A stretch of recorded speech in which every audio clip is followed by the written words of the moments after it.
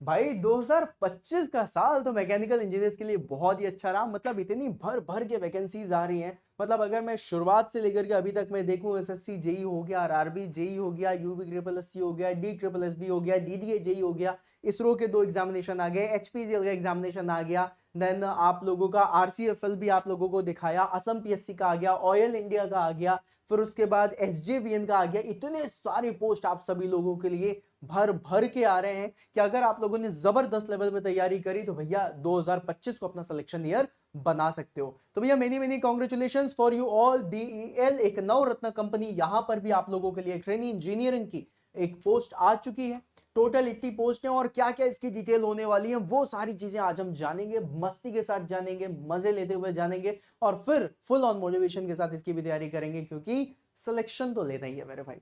Right, चलिए दोस्तों, यहां पर सबसे पहले इस बीएल के नोटिफिकेशन में जो बहुत सारे स्टूडेंट्स हैं जो थोड़ा सा परेशान हो रहे हैं, और वो इसलिए परेशान हो रहे हैं कि भैया ये जो बीएल का सर नोटिफिकेशन है उसमें ऑन टेम्परेरी बेसिस बोला है, ये आप बाद में देखना, कम से कम जॉब क्लियर करके अपनी जेब में भर लो। ज्वाइन करना नहीं करना वो बात की बात होगी, पहले तरीके से निकाल तो लो, फिर टेम्परेरी को परमानेंट करने का भी जुगाड़ देखेंगे कि भाई किस तरीके से करना है। और ये टेम्परेरी बेसिस क्यों लिखते हैं, आप लोगों को पता है क्यों टेम्परेरी बेसिस लिखा जाता है?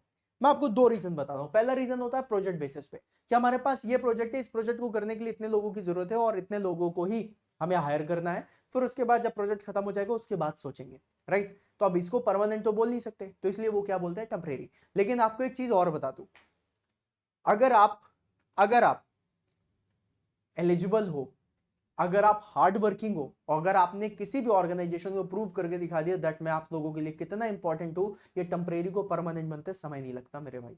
अगर आपने एक प्रोजेक्ट जो आपको मिला हुआ है उस प्रोजेक्ट में बेस्ट करके दिखा दिया तो फिर आपको परमानेंट होने में समय नहीं लगेगा। कंपनी खुद बोलेगी भाई सबको जान दो, इसको रहने दो। समझ रहे हो? तो आप लोगों को बस ये प्रूव करना होता है, ये टेम्परेरी को permanent banana is not a very big deal, है ना। चलिए अब गाइस थोड़ा सा रिक्वायरमेंट के बारे में देख लेते हैं। तो यहाँ पर रिक्वायरमेंट में आप लोगों को ट्रेनिंग इंजीनियरिंग के बारे में बता रहा है। यहाँ पे इलेक्ट्रॉनिक्स है, ये मैकेनिकल है। मैकेनिकल के लिए जो पोस्ट निकली हुई है वो कितनी लिखी हुई है, 11। राइट, है ना। अब आप इसमें मत घबरा जाना कि सर जी सिर्फ 11 ही पोस्ट तो है, भैया है तो तुम्हें तो एक ही चाहिए ना। और अगर 11 है तो इन 11 में कोई ना कोई मैकेनिकल इंजीनियर तो बैठेगा ही। तो वो जो 11 में मैकेनिकल इंजीनियरिंग बैठने वाला है वो कौन होगा, आप ही होगे। इस चीज को याद रखिएगा, पोस्ट कोड याद रखिएगा, TEME। ठीक है, ओके, ट्रेनिंग इंजीनियर, एमई से मैकेनिकल। ठीक है, ओके। अब इसमें भाई देखो क्या क्या बोल रहा है। पहले साल का पैसा 30,000 रुपया महीना, दूसरे साल का पैसा 35,000 रुपया महीना, तीसरे साल 40,000 रुपया महीना। मतलब देखा जाए 5-5 साल का 5-5 हजार रुपया का तो इंक्रीमेंट हर साल मिलेगा ही मिलेगा। राइट, क्या आप लोगों के लिए मैकेनिकल में कोई भी एक्सपीरियंस मांगा है? नील, कोई एक्सपीरियंस की जरूरत नहीं है। चलो बहुत अच्छी बात है। ओके, थोड़ा सा और नीचे आते हैं। ये देखो ये क्या लिखा हुआ है, प्रोजेक्ट इंजीनियर। राइट, ये भी किसकी है, मैकेनिकल की पोस्ट है। और जो इसमें वो दिया हुआ है क्या बोलते हैं एज लिमिट, ये 32 साल की है। और जो आपकी ट्रेनिंग इंजीनियर की है वो कितने की है, 28 साल की। राइट, इसमें आप लोगों से जो मैकेनिकल के लिए पूछा है वो 4 बंदे मांगे। ठीक है, फिर उसके बाद बोला है 2 साल का कम से कम एक्सपीरियंस होना चाहिए। किसमें एक्सपीरियंस वो बता दूंगा, डिजाइनिंग विजाइनिंग में एक्सपीरियंस चाहिए इनको। ठीक है, फिर उसके बाद पहले साल कितना मिलेगा, 40,000। दूसरे साल मिलेगा आपको 45,000 और तीसरे साल आपको मिलेगा 50,000। राइट, है ना। चौथे साल आपको क्या मिलेगा, 55,000। मतलब अगर देखा जाए तो 3 साल और 4 साल की तो चीजें आपकी फिक्स्ड हो ही रही हैं। राइट, नवरत्न कंपनी में भी अगर कोई जाता है और 4 साल तक का भी उसके पास टाइम है, कम से कम आपके पास इतना समय होगा कि आप अपनी लाइफ में आगे कुछ सोच सकते हो। एक्सपीरियंस भी होगा तो जिस जॉब में एक्सपीरियंस मांगा जा रहा है वो भी कर सकते हो। तो इस अपॉर्चुनिटी को मत खोना। राइट, तो मतलब अगर टोटल देखा जाए तो 15 पोस्ट तो आप लोगों को दिख रही है। टोटल वैसे 80 है लेकिन मैकेनिकल वालों के लिए सिर्फ वो है क्या बोलते हैं 15, जिनमें से जो 4 हैं उसमें बीटेक वाले स्टूडेंट्स भी एलिजिबल हैं और जो 11 हैं उसमें आप लोगों के डिप्लोमा होल्डर्स एलिजिबल हैं। ठीक है, फिर उसके बाद गाइज अगर मैं अपर एज लिमिट के बारे में बात करूं तो वही वाली चीज होती है जो हर एग्जामिनेशन में, SC ST तो 5 साल और ऐड कर दो। राइट, 32 का कितना हो जाएगा, 37 हो जाएगा, है ना। और अगर आप लोग ओबीसी से हैं तो 3 साल ऐड कर दो, जनरल वालों के लिए उतनी रहती है। ठीक है, चलिए थोड़ा सा और आगे बढ़ते हैं। फिर उसके बाद terms of engagement and remuneration के बारे में बात कर रहा है। तो उन्होंने देखो सबसे पहले बता दिया training engineer will be engage initially for a period of 2 years which may be extended up to the maximum of 1 year based on the project requirement and individual performance. Okay, देखो क्या लिखा हुआ एंड इंडिविजुअल परफॉर्मेंस, भैया कैसी performance है उसके ऊपर भी। Candidates will be paid consolidated remuneration of 30,000 rupees and 35,000 rupees per month first and second year, and the event of extension of tenure the remuneration will be 40,000 rupees per month for the third year. ठीक है, चलिए फिर उसके बाद जो चीज मैंने आपको बताई थी वही वाली बात बता दी है। प्रोजेक्ट इंजीनियर के लिए भी उन्होंने बता दिया कि पहले साल इतना मिलेगा, दूसरे साल इतना मिलेगा। फिर उसके बाद थोड़ा सा और आगे बढ़ते हैं। ठीक है, हिंदी अंग्रेजी दोनों में दिया हुआ है ताकि आप अच्छे से पढ़ सकें, सारी चीजें कर सकें, राइट है ना। कैंडिडेट्स विल बी पोस्टेड और डिप्यूटेड अक्रॉस द एंट्री, मतलब इंडिया, मतलब कहने का कि इंडिया में किसी भी जगह पे आपका रिक्रूटमेंट हो सकता है। as and when project requirement arises, if the selected candidate is posted outside Hyderabad where BL doesn't have the unit or regional office or waterfront support centers to compensate the hardship faced by them at aforesaid location, okay, they will be paid 10% of the consolidated remuneration as the area allowances per month। ये लो भैया, कह रहा है अगर तुम हैदराबाद के बाहर हो और तुम काम कर रहे हो 10,000 रुपये, मतलब सॉरी 10% और लेके चले जाओ, है ना, 30,000 का 3,000 रुपया और बढ़ जाएगा तो 33,000 हो जाएगा। बहुत बढ़िया बात है, अच्छी बात है भाई, बहुत बढ़िया, शानदार। ओके, अब देखो यहाँ पे क्या लिखा है, project engineer who join as a project engineer one complete overall tenure of 4 years will be entitled for the retention bonus of 25,000 for every completed year। However, the retention bonus will be payable at the end of the 4th year, और वो कितना होगा, 1,00,000 रुपया। कह रहा है लो 1,00,000 रुपया और लेकर के चले जाओ। बहुत शानदार भाई, जबरदस्त है, मतलब काम करना, अच्छा काम करोगे 1,00,000 रुपए का रिटेंशन भी मिल गया।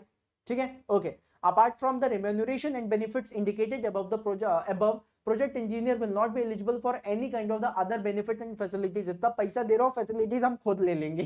ठीक है, हमें नहीं चाहिए आपका घर, हम अच्छे घर में रह लेंगे, आप बस पैसे दो, बाकी सब देख लेंगे, राइट। ओके, अब देखो गाइस, ट्रेनिंग इंजीनियर के लिए इन्होंने बताया BE BTech BSc in mechanical engineering, मतलब आप लोगों का ट्रेनिंग इंजीनियर के लिए डिप्लोमा की कोई जरूरत नहीं भाई। डिप्लोमा वालों के लिए, सॉरी डिप्लोमा नहीं है यहाँ पे, बीई बीटेक दिया हुआ है। और प्रोजेक्ट इंजीनियर के लिए भी इन्होंने बीई बीटेक दिया है, मतलब कि बीएल की जो पोस्ट है वो सिर्फ और सिर्फ बीई बीटेक वालों के लिए, डिप्लोमा वालों के लिए नहीं है। ठीक है, वैसे ऐसा होना नहीं चाहिए था लेकिन कर दिया है तो अब क्या ही कहें, कोई बात नहीं। चलिए आगे बढ़ते हैं। ठीक है, बीई बीटेक कितने साल का होता है भाई, 10 साल का। 10 वाला नहीं चलेगा, 4 साल वाला लगाना है ना। बोलो नहीं नहीं सर 10 वाला लगा देते। ओके, सीजीपीएस और एसजीपीए डीजीपीए जितने भी जीपीए होते हैं, है ना, उन सब के बेसिस में आप लोगों के एकेडमिक ईयर्स के जितने भी सेमेस्टर वाइज हैं वो सब आपको भरना पड़ेगा। ये सारी जितने भी फॉर्म्स होते हैं ना, ऑलमोस्ट हर फॉर्म में यही चीज लिखी होती है कि आपको ये देखना है minimum 2 years of the post qualification relevant industry experience is mandatory to apply for the project for the post of project engineer. पहले बतानी है 2 साल का इनको चाहिए, कह रहा मैंडेटरी, ठीक दे देंगे, पहले कराओ तो, है ना। चलो ओके, फिर उसके बाद ये देखो क्या लिखा है, ये चीज सही लगती है पढ़ के।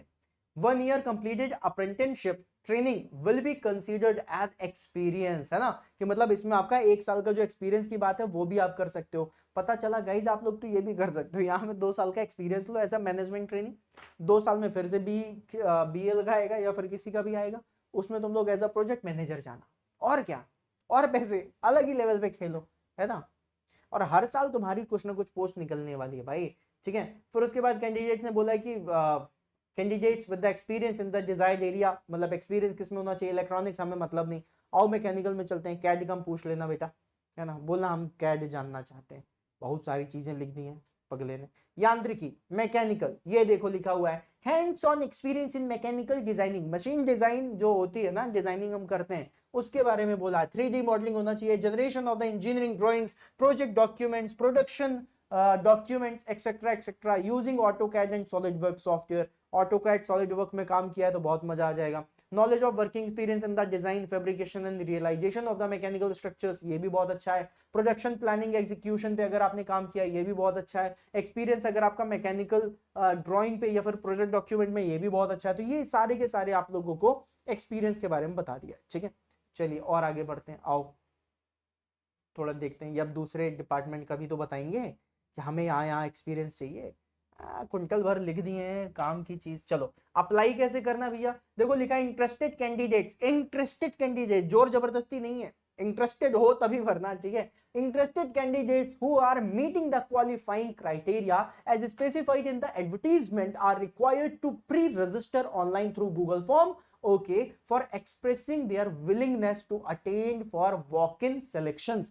देख लो भैया, कह रहा है वॉक इन सिलेक्शंस के लिए। क्या बात है यार, जबरदस्त। Candidates are required to register online using the following link. ये फॉलोइंग लिंक है, इस लिंक पे क्लिक करना। कुछ हो रहा है क्या भाई? हमारी तो लिंक नहीं चल रही है, लेकिन ये पीडीएफ में जाकर के कर लेना, स्मार्ट बोर्ड पे बंद होगा ना। ठीक है, ओके, इस लिंक पे क्लिक करना, लिंक क्लिक कर लेना, फिर हो जाएगा। अच्छा, ओ सॉरी, आप इसको देख लेना, है ना।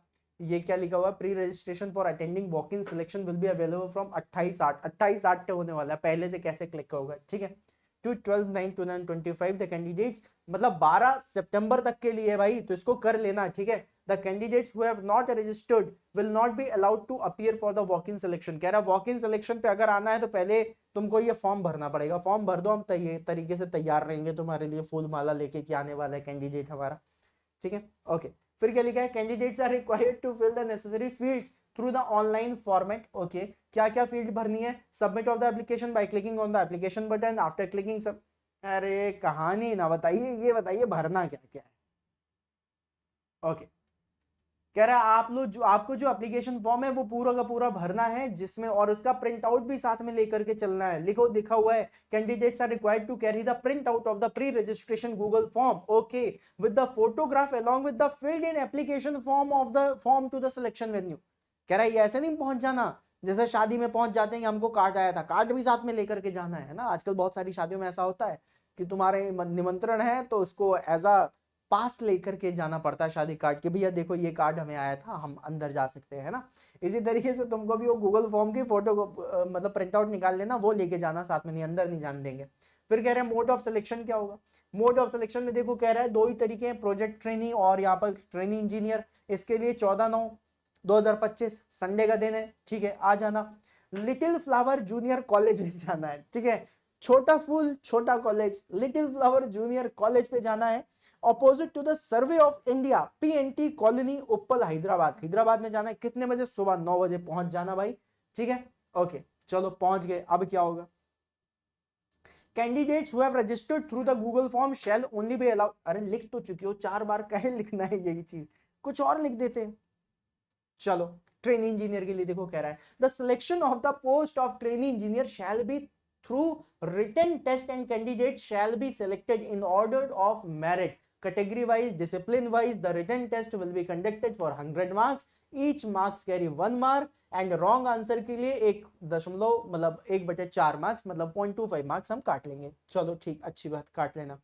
फिर प्रोजेक्ट इंजीनियर के लिए कह रहा है सेम टेस्ट करेंगे, सारी चीजें होंगी, लेकिन अब आपके टेस्ट के लिए आप प्रोजेक्ट इंजीनियर बनने वाले हो, 2 साल का एक्सपीरियंस है, थोड़ा इज्जत दे देते हैं आपको, 100 मार्क्स की जगह 85 मार्क्स पूछ लेंगे, ठीक है, और नेगेटिव मार्किंग भी नहीं रखेंगे। तो यहां पे लिखा हुआ है the written test will be conducted for 85 marks candidates meeting the stipulated eligibility criteria, there is no negative marking. Negative marking भी नहीं रखी आपके लिए, थोड़ा सा इज्जत दे रहे हैं प्रोजेक्ट इंजीनियर को, देख रहे हो भाई, ओके। अब रिटन टेस्ट होगा, उसके बाद इंटरव्यू होगा। The written test and interview will be at Hyderabad.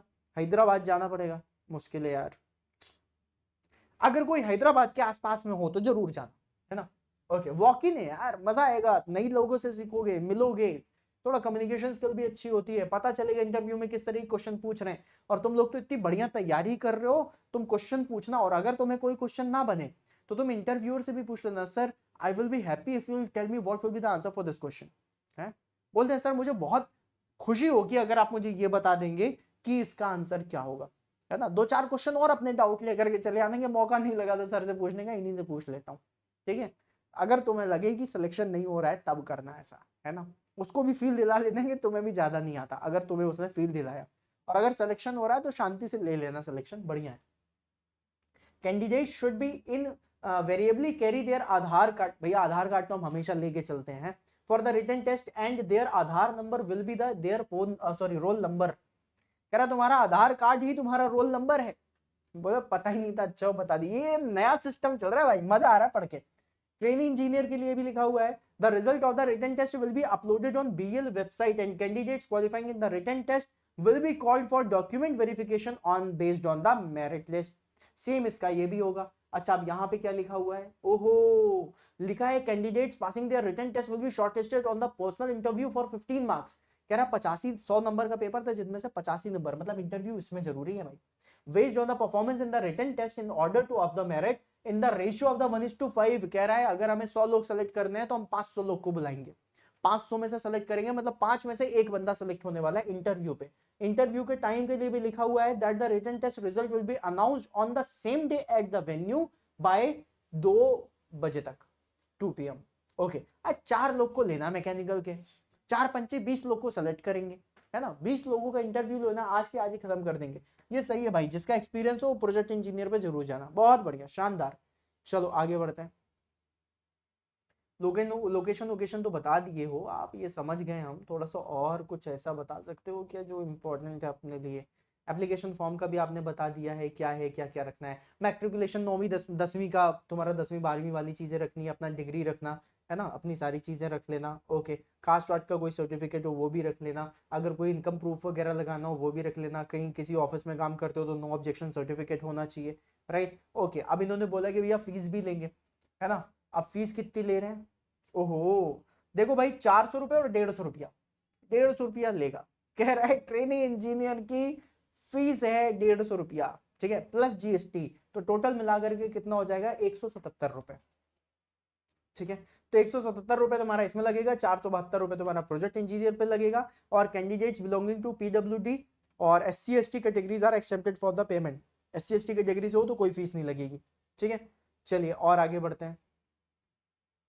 पैसा वैसा बताएंगे कितना देंगे कि नहीं देंगे, सबसे इंपॉर्टेंट तो वो है ना भाई, तो हम मोटिवेशन आता है। अच्छा बता तो दिया था, शुरू में ही बता दिया था, और डिटेल में नहीं बता रहे हैं कि और क्या क्या देंगे। अच्छा वो भी तो बता दिया था कि भाई पैसा देंगे बाकी, और तुम वो सब मत रखना है ना कि तुम्हें ये फैसिलिटी मिले वो फैसिलिटी मिले। ओके, कैंडिडेट्स के बारे में बता दिया, नो ऑब्जेक्शन सर्टिफिकेट भी बता दिया, और मुझे नहीं लग रहा है इसमें और भी कुछ ऐसा खास दिया हुआ है, राइट। नहीं मजा आया यार, बढ़िया लगा पढ़ के। चयनित अभ्यर्थियों, अच्छा, selected candidates are required to covered under medical insurance. ये देखो ये भाई अच्छी चीज बता रहा है, कह रहा है मेडिकल इंश्योरेंस स्कीम के अंदर तुम्हारा 2 लाख रुपए पर साल का मेडिकल इंश्योरेंस होगा, और 5 लाख रुपए का तुम्हारा बीमा कराया जाएगा, life insurance, submitted on the same day of the joining. In addition to remuneration indicates a consolidated amount of the 12,000 per year will be paid towards your expenses like medical insurance premium and attire allowances। attire allowances कहने का मतलब होता है कपड़ा वपड़ा के लिए भी मिल रहा है, राइट। स्टिचिंग चार्जेस, सिलाई का भी पैसा दे रहे हैं। फुटवियर अलाउंसेस, भाई जूते भी मिलेंगे, इसके भी पैसे मिल रहे हैं, जबरदस्त। लेकिन टोटल मिल रहा है 12,000। तो तुम जा करके जूता, ये मतलब महंगा महंगा मत खरीद लेना, सस्ता ही जूता चलेगा। Shortlisting candidates will be carried out purely based on the information declared by the candidates in the Google form। कह रहा है Google फॉर्म पे जो भरोगे उसी के बेसिस में होगा। कहीं पर अगर कोई दिक्कत हुई तो आपका जो कैंडिडेचर है वो रिजेक्ट कर दिया जाएगा। Okay, requested for the change of category once declared in the Google form will not be. भाई कैटेगरी चेंज नहीं होगी, बाद में तुम बोलो कैटेगरी चेंज करना है। ओके, डिस्ट्रिक्ट मजिस्ट्रेट, अच्छा अगर आपने कोई भी चीज करी है तो उसके लिए आपको अपने डिस्ट्रिक्ट मजिस्ट्रेट से साइन करवाना पड़ेगा। नो, उसके लिए होता है ना, अगर हमें कोई भी चीज बतानी है ना, या तो आप तहसील में चले जाओ वहां से कर लो, या फिर आप अपने उसमें जाकर के कर सकते हो, ठीक है।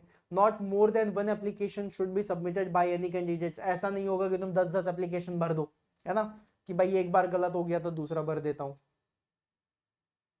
कह रहा है applicant should have sound health. बुखार में मत चले जाना मेरे भाई, क्या हम आप पहुंचे 20-25 लोग बैठे हुए हैं यहाँ, अच्छी हरिओम ठीक है, ऐसे मत जाना, साउंड हेल्थ हो तभी जाना। पता चला तुम बीमार हो, 4 को और बीमार कर दिए, वहां पे दिक्कत हो जाएगी, इसलिए पहले से लिख दिया इन्होंने that applicant should have sound health. No relaxation in the health standard is allowed. Appointment of the selected candidates will be subjected to submitting medical fitness certificate from the medical officer not below the rank of the civil surgeon. Oh, then assistant surgeon at the time of joining। कह रहा है joining करते समय तुम हमें सबसे पहले बता देना कि तुम्हारे किडनी में पथरी तो नहीं है ना, कि तुम्हारी दिक्कत तो नहीं है कोई, सिविल सर्जन से या फिर असिस्टेंट सर्जन से बता देना। ये वाली चीज उन्होंने पहले से बताई है कि अपना हेल्थ सर्टिफिकेट लेकर के आना कि मैं फुल तंदुरुस्त हूँ भाई, मुझे कोई दिक्कत नहीं है। अच्छा मतलब ये मेडिकल नहीं करेंगे, मेडिकल आपको ही करना है, ठीक है मेरे भाई। Okay, candidates whose specialization mentioned in the degree certificate does not tally with the branch mentioned in the application will not be considered for selection। कह रहा है अगर दिक्कत हुई, तुम्हारा सर्टिफिकेट के साथ मैच नहीं हुआ तो भैया फिर हम नहीं इसको कंसीडर करेंगे। चलो ये सारी कहानी इन्होंने बता दिया है। फिर वही बातें कम से कम 4 बार इस तरीके से लिख के नोटिफिकेशन लंबा किया जा रहा है, बाकी तो सारी चीजें हैं। तो गाइज आप लोगों को पढ़ के भी मजा आया होगा, मुझे भी मजा आया। अगर कोई हैदराबाद के आसपास में रह रहा है भाई जरूर जाना, है ना। मुझे लग रहा है बहुत सिंपल होगा। रीजन वाइज इनको भी इतनी सारी चीजें नहीं पता होंगी जितना तुम लोग पढ़ के बैठे हो, तो सिलेक्शन लेना बहुत ईजी होगा और सैलरी भी ठीक ठाक मिल रही है, सारी चीजें हैं। तो आप इसमें जरूर जाओ और जाकर के इसको एक बार एक्सपीरियंस के तौर पे सही, लेकिन अगर आप हैदराबाद या नियर बाई आप रहते हैं तो आप एक बार जरूर जाइएगा। That will be a good experience for you all. And BL की भी आ गई वैकेंसी, सारी चीजें हो गई, तो भैया तैयारी करना शुरू कर दो। चैनल अभी सब्सक्राइब नहीं करा है तो चैनल को सब्सक्राइब कर लीजिएगा। अगर एप्लीकेशन डाउनलोड नहीं करा तो एग्जाम ऑन एजुकेशन एप्लीकेशन है, उसको भी डाउनलोड कर लीजिएगा और तैयारी बढ़िया तरीके से करो भाई। कोई भी एग्जामिनेशन है ऐसा है ना, हंसते खेलते, जैसे मैं अभी हंसते खेलते इसके नोटिफिकेशन को पढ़ रहा था, मस्ती के साथ इस तरीके से जाएंगे, वहां पे बैठेंगे और भाई डर लग रहा है, हम तो ऐसे ही आ गए थे। है जाओ वहां पे इंटरव्यू में भी बढ़िया बैठो, तुम्हें लगे बन रहा है बहुत अच्छी बात है, नहीं बन रहा है 4 क्वेश्चन उनसे भी पूछ लो, उनको भी ये दिला दो याद, आपको भी नहीं बन रहा है देख लो, है ना। फिर उसके बाद आ जाओ, चिल होकर के रहेंगे, बढ़िया तैयारी करेंगे, बढ़िया तैयारी के साथ सिलेक्शन लेंगे, ठीक है। तो चलो गाइस मिलते हैं फिर अपन नेक्स्ट सेशन में, तब तक के लिए बाय बाय, सायोनारा, शुभ रात्रि।